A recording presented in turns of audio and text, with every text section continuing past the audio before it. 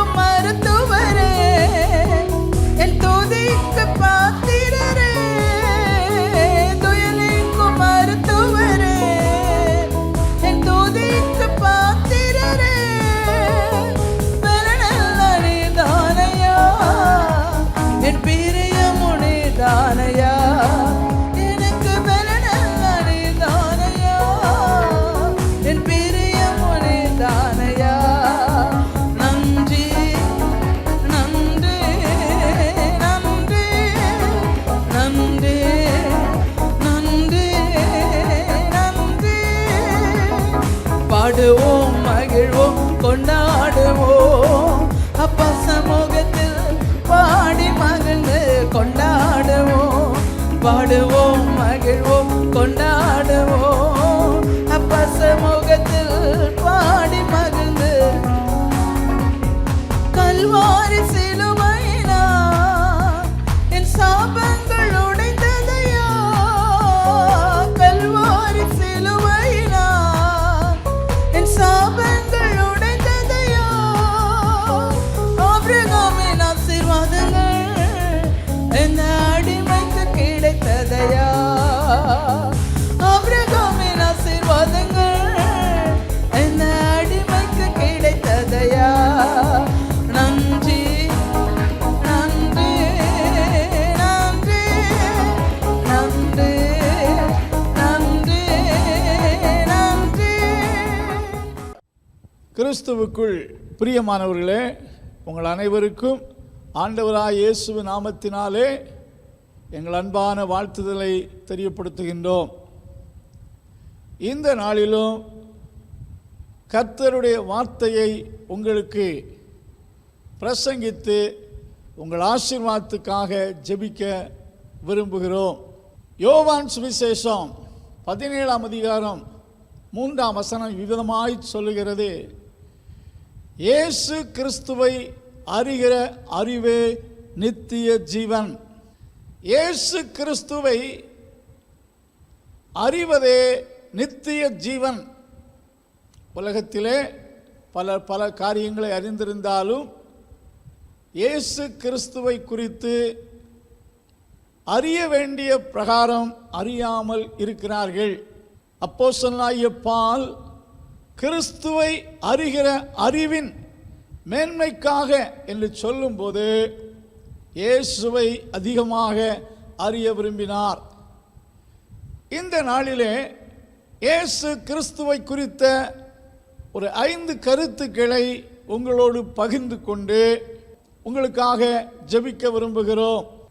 அப்போஸ்தலர் நடவடிக்கைகளின் புஸ்தகம் 3ஆம் அதிகாரம் 15ஆம் வசனத்திலே பேதுரு பிரசங்கிக்கையில் கர்த்தராகிய இயேசு கிறிஸ்துவை குறித்து இவ்விதமாக கூறுகிறார், ஜீவாதிபதி, Jesus is the prince of life, ஜீவனை கொடுக்கிறவர். இந்த உலகத்தில் உயிர் வாழ்கின்ற எல்லா மனிதர்களுக்கும் எல்லா ஜீவன்களுக்கும் உயிர் வாழ்வதற்கு தேவையான அனைத்தையும் ஃப்ரீயாக சப்ளை பண்ணுகிறவர் நம்முடைய ஆண்டவராகிய இயேசு கிறிஸ்து. உதாரணம் எடுத்துக்கொண்டால் உலகத்தில் உள்ள சகல மக்களும் உயிர் வாழ்வதற்கு ஆக்சிஜன், பிராணவாயு என்று சொல்லக்கூடிய ஆக்சிஜன் தேவை. இதை யார் இயற்கையாக மனிதர்களுக்கு கொடுப்பது? மனிதர் உயிர் வாழ்வதற்கான சகலவற்றையும் அவர் கொடுக்கிறார். அப்போஸ்தலர் நடவடிக்கைகளின் புஸ்தகம் 17ஆம் அதிகாரம் 25ஆம் வசனத்திலே பவுல் அப்போஸ்தலர் குறிப்பிடும்போது அவர் எல்லோருக்கும் ஜீவனையும் சுவாசத்தையும் கொடுக்கிறார். நாம் சுவாசிக்கத்தக்க அந்த சுவாசத்தை, சுவாசிப்பதற்கான காற்றை நமக்கு தருகிறவர். ராஜாவாக இருந்தாலும் சரி, ஏழை மனிதனாக இருந்தாலும் சரி, ஒவ்வொருவரும் உயிர் வாழ்வதற்கான சகலவற்றையும் கொடுக்கிறபடினாலே அவர் ஜீவாதிபதி என்று அழைக்கப்படுகிறார்.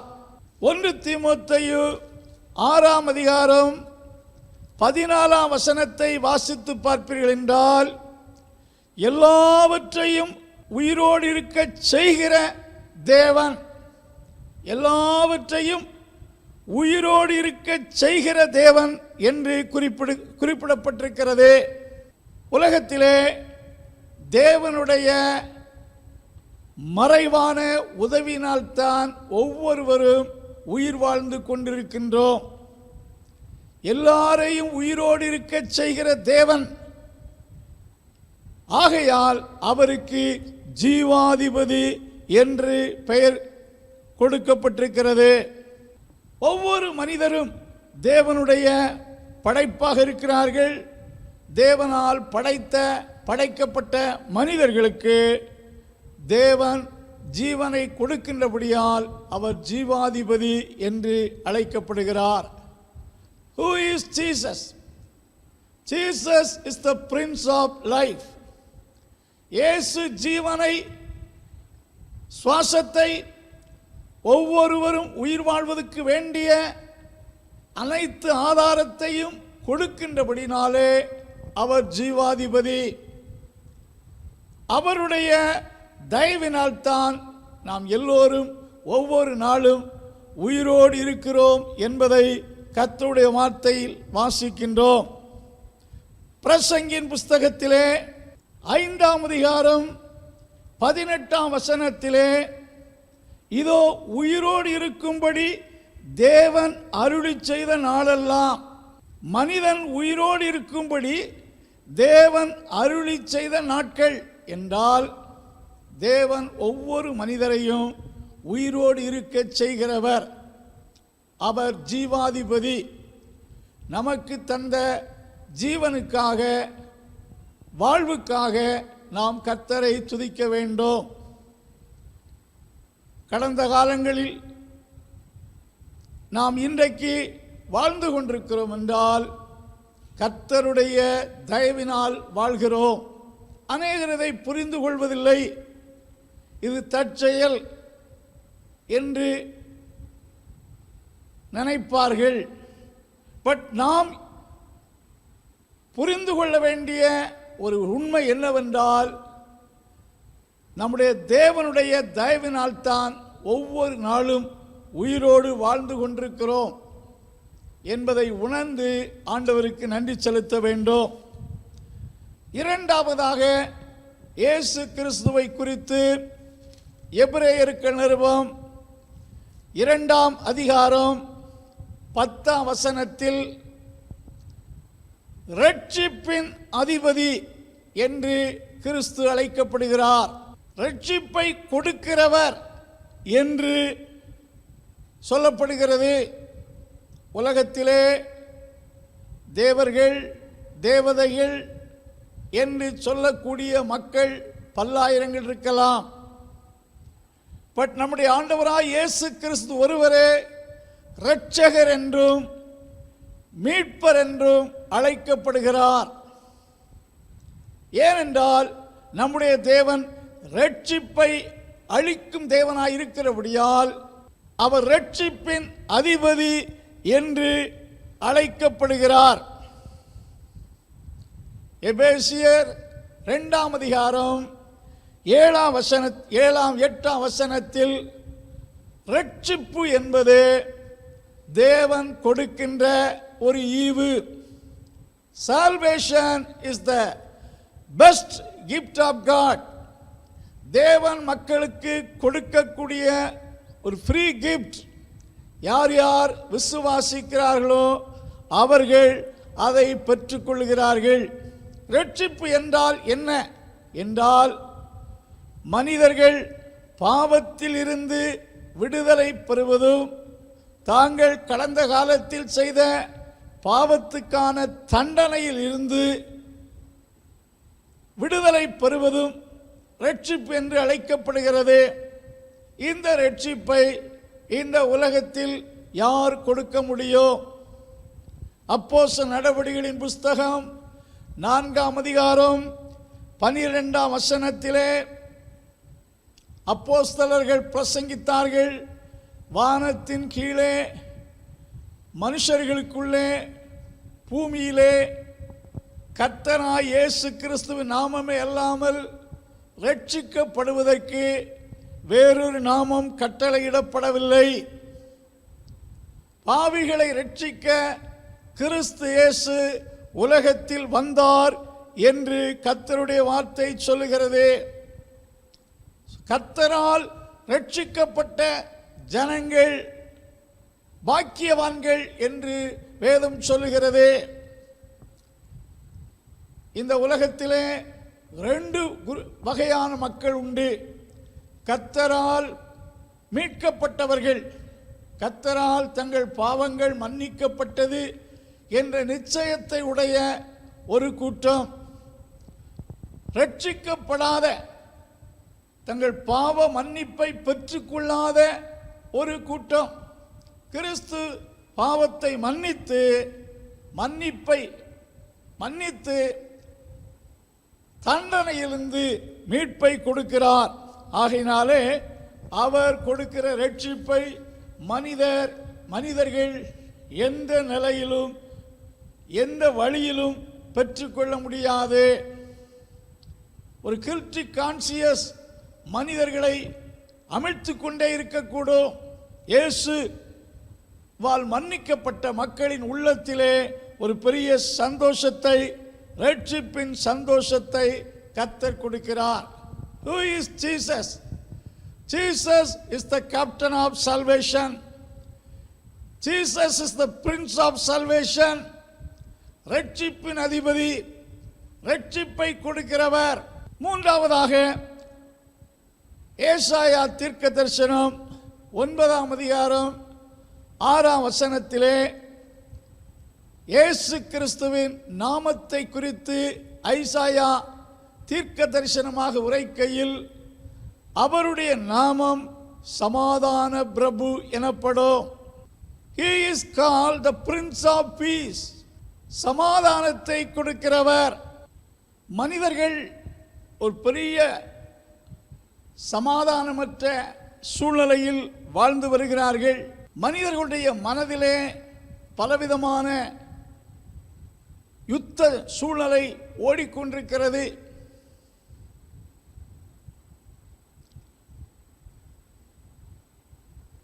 உலகமானது ஒரு கொந்தளிக்கின்ற ஒரு கடலை போல சமாதானமற்ற நிலையில் இருக்கிறது. கர்த்தருடைய வார்த்தை சொல்லுகிறது, துன்மார்க்கனுக்கு சமாதானம் இல்லை என்று கர்த்தர் சொல்லுகிறார் என்று தேவனுடைய வார்த்தை சொல்லுகிறது. ஒருவன் கர்த்தராகிய தேவனை உறுதியாக பற்றி கொண்டால் அவனுக்கு ஆண்டவர் பூரண சமாதானத்தை கொடுக்கிறார் என்று சொல்லி ஐசாயா 23:6 வாசிக்கின்றோம். God gives perfect peace to all those whose mind is stayed on him. ஆண்டவரை பற்றி கொண்ட மக்களுக்கு ஆண்டவர் சமாதானத்தை கொடுக்கிறார் என்று சொல்லப்பட்டிருக்கிறது. ஆண்டவர் மனிதர்களை படைக்கும் போது தமக்கென்று படைத்தார். எல்லாவற்றையும் மனிதர்களுக்காக படைத்தார். மனிதனையோ தன்னோடு ஐக்கியமாயிருக்கும்படிக்கு படைத்தார். பட் மனிதன் தேவன் படைத்த, தேவன் கொடுத்த எல்லாவற்றை அனுபவித்து விட்டு தேவனை விட்டு விலகிவிட்டான். தேவனை விட்டு விலகி தேவனுக்கு விரோதமான காரியங்களில் செயல்பட ஆரம்பித்தான். ஆகையினாலே மனிதர்கள் தேவனை விட்டு உள்ளத்தில் பிரிந்த நிலையில் இருக்கின்றபடினாலே தேவனுடைய சமாதானமற்றவர்களாக இருக்கிறார்கள். கிறிஸ்துவின் மூலமாய் மனிதர்கள் தேவனோடு தேவனண்டை திரும்புகையில், தேவனண்டை திரும்பி வந்தால் அவர்களுக்கு ஆண்டவர் மெய் சமாதானத்தை கொடுக்கிறார். இயேசு கிறிஸ்துவிடத்தில் வந்த அநேக மக்களை பார்த்து கிறிஸ்துவானவர் சொன்ன வார்த்தைகள், கிறிஸ்துவானவர் சொன்ன வார்த்தை சமாதானத்தோட போ, உன் படுக்கை எடுத்துக்கொண்டு சமாதானத்தோட போ, சமாதானம் உனக்கு உண்டாவதாக. அருமையானவர்களே, Jesus is the giver of peace. உங்க உள்ளத்திலே சமாதானத்தை தருகிறார். ஆண்டவருடைய சமாதானம் உங்கள் உள்ளத்திலும் உங்கள் இல்லத்திலும் உங்கள் எல்கையிலும் அது பரவட்டும். ஆண்டவர் யார்? சமாதானத்தின் பிரபு, சமாதானத்தை கொடுக்கிறவர். நான்காவதாக கிறிஸ்து யார் என்று சொல்லும்போது ஆதியாகம புஸ்தகம் 18ஆம் அதிகாரம் 25ஆம் வசனத்தை வாசித்து பார்க்கையில், சர்வ லோக நியாயாதிபதி, சர்வ உலகத்தையும் சர்வ ஜனங்களையும் நியாயம் தீர்க்கப் போகின்ற நியாயாதிபதி என்று கிறிஸ்துவை குறித்து வாசிக்கிறோம். மனிதனுடைய வாழ்க்கை என்பது அவனுடைய மரணத்தோடு முடிவதில்லை. எபிரேயர் 9ஆம் அதிகாரம் 27ஆம் வசனத்தை வாசித்து பார்ப்பீர்கள் என்றால், ஒரே தரம் மரிப்பதும் பின்பு நியாய தீர்ப்பு அடைவதும் மனுஷனுக்கு நியமிக்கப்பட்டிருக்கிறது. அப்போஸ்தலர் 17:31 வாசிக்கையில், தேவன் ஒரு நாளை குறித்திருக்கிறார், அந்த நாளிலே தான் நியமித்த சர்வலோக ஜட்ஜி ஆகிய சர்வலோக நியாயாதிபதியாகிய இயேசு கிறிஸ்துவை கொண்டு சகல ஜனங்களையும் நியாயம் தீர்ப்பார் என்று கர்த்தருடைய வார்த்தை சொல்லுகிறது. இயேசுவை குறித்து அப்போஸ்தலனாகிய பவுல் சொல்லும்போது அவர் நீதி உள்ள நியாயாதிபதி என்று குறிப்பிடுகிறார். அவருடைய நியாய தீர்ப்பின் காட்சியை குறித்து ஆண்டவர் யோவானுக்கு வெளிப்படுத்துகையில், வெளிப்படுத்தல் 20ஆம் அதிகாரத்தில் 11ஆம் வசனத்தில் வாசிக்கையில், வெள்ளை சிங்காசனத்தை பார்க்கிறார். அங்கே கிறிஸ்துவானவர் உட்கார்ந்து மரித்தோராகிய பெரியோர் சிறியோர் யாவரும் அந்த நியாய தீர்ப்பின் நாளில் கிறிஸ்துவுக்கு முன்பாக நிற்பதையும், புஸ்தகத்தில் எழுதப்பட்டபடி மரித்தோர் தங்கள் தங்கள் கிரியைகளுக்கு தக்கதாக நியாய தீர்ப்பு அடைந்தார்கள் என்று வசனம் சொல்லுகிறது. கர்த்தர் நீதி உள்ள நியாயாதிபதி, மரித்தோருக்கும் உயிரோடு இருக்கிறவர்களுக்கும் தேவனால் நியமிக்கப்பட்ட நியாயாதிபதி. இதை மக்களுக்கு அறிவிக்க வேண்டும் என்று சொல்லி தேவன் கட்டளையிட்டார் என்று சொல்லி பேதுரு சொல்வதை பார்க்கிறோம். அப்போஸ்தலனாகிய பேதுரு அப்போஸ்தலர் 10ஆம் அதிகாரம் 42ஆம் அதிகாரத்தில் வாசித்து பார்ப்பீர்கள் என்றால், அன்றியும் அவரே உயிரோடு இருக்கிறவர்களுக்கும் மரித்தோர்களுக்கும் தேவனால் ஏற்படுத்தப்பட்ட நியாயாதிபதி என்று ஜனங்களுக்கு பிரசங்கிக்கவும் சாட்சியாக ஒப்புவிக்கவும் அவர் எங்களுக்கு கட்டளையிட்டார் என்று சொல்வதை பார்க்கிறோம். தேவனுடைய நியாய தீர்ப்பு நீதி உள்ளதாக இருக்கும். சகல மனுஷருடைய கிரியைகளையும் அவர் நியாயம் தீர்ப்பார். மனுஷனுக்கு ஒரு நியாய தீர்ப்பு ஒன்று இருக்கிறது. அன்பானுள்ளே, இயேசு யார் என்பதை உங்களோடு பகிர்ந்து கொண்டு வருகிறோம். அவர் நீதி உள்ள நியாயாதிபதி. சகல மக்களும் அந்த நியாய தீர்ப்புக்கு முன்பாக ஒரு நாள் வருவார்கள், நியாய தீர்ப்பு அடைவார்கள் என்று கர்த்தருடைய வார்த்தை சொல்லுகிறது. ஐந்தாவதாக இயேசு கிறிஸ்துவை குறித்து யோவான் அப்போஸ்தலன் குறிப்பிடும் வார்த்தை வெளிப்படுத்தலின் புஸ்தகம் 1ஆம் அதிகாரம் 5ஆம் வசனத்திலே, பூமியின் ராஜாக்களுக்கு அதிபதியுமாயிருக்கிற இயேசு கிறிஸ்து. Jesus Christ is the prince of the kings of the earth. யோவானுடைய காலத்திலே ரோமாபுரி ஆண்ட எத்தனையோ பலத்த ராஜாக்கள் இருந்தார்கள். அவன் வாழ்ந்த காலத்திலே கிறிஸ்தவர்களுக்கு துன்பத்தை கொடுத்த ஒரு பெரிய மன்னர் டொமிஷியன் என்று சொல்லக்கூடிய ஒரு எம்பரர் ஆட்சி செய்து கொண்டிருந்தார். பட் கிறிஸ்துவை குறித்து சொல்லும்போது ராஜாக்களுக்கெல்லாம் ராஜாவானவர் என்று யோவான் எழுதுகிறார். தானியேலின் புஸ்தகம் 2ஆம் அதிகாரம் 21ஆம் வசனத்தில் இவ்விதமாய் தானியேல் குறிப்பிடுகிறார். ராஜாக்களை தள்ளி ராஜாக்களை ஏற்படுத்துகிறவர், காலத்தையும் நேரத்தையும் மாற்றுகிறவர். நீதிமொழிகளின் புஸ்தகம் 8ஆம் அதிகாரத்திலே ராஜாக்கள் என்னாலே ஆளுகை செய்கிறார்கள் என்று சொல்லப்பட்டிருக்கிறது. ஸோ ஒரு ராயல்ஷிப் என்று சொல்லக்கூடிய ஒன்று கர்த்தரால் கொடுக்கப்படுகிறது.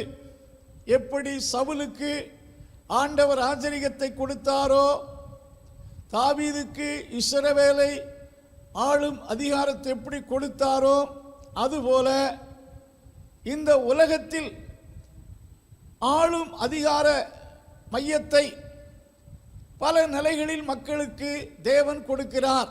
நல்லவர்களோ கெட்டவர்களோ ஆளுகை செய்யும் அதிகாரத்தை கொடுக்கிறார். பட் அதிகாரத்தில் வருகிற மக்கள் அநேகர் அதை புரிந்து கொள்வதில்லை. நேபுகாத் நேச்சாருக்கு பாபிலோன் என்னும் மகா ராஜ்யத்தை ஆளுகை செய்யும் ஒரு பொறுப்பை தேவன் கொடுத்திருந்தார். அவன் கண்ட தரிசனத்திலே தானியேல் சொல்லுகிறார், இவ்வளவு பெரிய ஸ்லாக்கியத்தை தேவன் உமக்கு தந்தார். தானியேல் கண்ட பொற்சலையில் அந்த தலை நீரே, பரலோகத்தின் தேவன் உமக்கு ராஜரிகத்தையும் பராக்கிரமத்தையும் வல்லமையும் மகிமையும் அருளினார். அந்த பொன்னான தலை நீரே உமக்கு ராஜரிகத்தை கொடுத்தார்.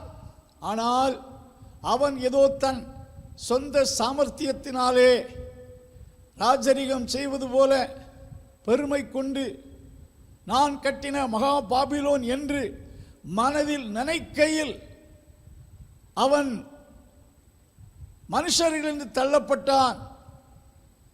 அவன் ஒரு மிருகத்தை போல் 7 வருஷம் மிருகத்தை போலானான். ஒரு கொடிய வியாதியில் அவன் சிக்குண்டு தேவனை அறிகிற வரைக்கும் அந்த ராயல்ஷிப் அதிகாரத்தை அவனிடத்தில் கர்த்தர் பிடுங்கினார். இஸ்ரவேல் மக்களில் பல ராஜாக்களுக்கு அதிகாரத்தை கொடுத்தவரும் அந்த அதிகாரத்திலிருந்து கையில் இருந்தவர்களை பறித்து வேறொருவிடத்தில் கொடுத்தவரும் தேவனாயிருக்கிறார். அதுபோல பாபிலோன் மன்னனாகிய பெல்ஷாத்சார் எல்லாம் அறிந்திருந்த போதிலும் தேவனை மதியாமல் செயல்பட்ட நாளில் அவன் ராஜரிகத்தையே இழந்து போனான். கொடுக்கிறவர் அவர்தான், ராஜ்யத்தை ஒரு மனுஷனுடைய கையிலிருந்து பறிக்கிறவரும் அவர்தான். அப்படி என்றால் ஆண்டவர் எவ்வளவு மகத்துவமானவர், பூமியின் ராஜாக்களுக்கெல்லாம் ராஜாவானவர், ராஜாக்களின் அதிபதியாயிருக்கிறவர். இந்த தேவனை நீங்கள் ஏற்றுக்கொண்டு அவரை மகிமைப்படுத்த வேண்டும். இந்த தேவனுக்கு உங்கள் இருதயத்தில் இடம் கொடுத்து அவருக்கு உங்களை அர்ப்பணித்து அவரை நீங்கள் சேவிப்பீர்கள் என்றால் நிச்சயம் உங்களை கர்த்தர் மேன்மைப்படுத்துவார். இஸ்ரவேல் மக்களை பார்த்து ஆண்டவர் சொன்ன வார்த்தை, நீங்கள் என்னை உண்மையாய் சேவித்தால் உங்களை வாலாக்காமல் தலையாக்குவேன், கீழாக்காமல் மேலையாக்குவேன் என்று தேவன் சொன்னார். இந்த தேவன் யார், இந்த கிறிஸ்துவானவர் யார் என்பதை 5 வசனத்தின் மூலமாய் வேதத்திலிருந்து உங்களுக்கு போதித்தோம். இந்த இயேசுவை அண்டிக் கொள்ளுங்கள். கர்த்தர் உங்களை ஆசீர்வதிப்பாராக.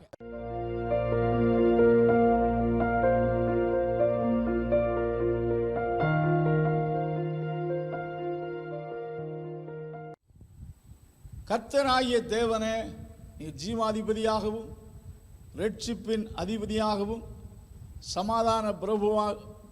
சமாதானத்தின் பிரபுவாகவும் இருக்கிறபடியால் உமக்கு நன்றி செலுத்துகிறோம். ராஜாக்களுக்கெல்லாம் அதிபதியாக இருக்கிற உம்மை ஸ்தோத்தரிக்கிறோம். நீர் சர்வ ஜனங்களுக்கும் நியாயாதிபதியாக இருக்கிறபடியால் நன்றி செலுத்துகிறோம். இந்த சத்தியத்தை அறிந்து உம்மை பற்றி கொள்ள அண்டிக்கொள்ள கர்த்தர் உதவி செய். எல்லாரும் ரட்சிக்கப்பட வேண்டும் என்று கர்த்தர் தம்முடைய வருகை தாமதிக்கிறீர் என்று வசனம் சொல்லுகிறார். இந்த கிருபையின் காலத்தில் அண்டிக்கொள்ள உதவி செய். கிருபை அவரோடு இருப்பதாக. இயேசுவின் நாமத்தில் ஜெபங்கள் நல்ல பிதாவே, ஆமென்.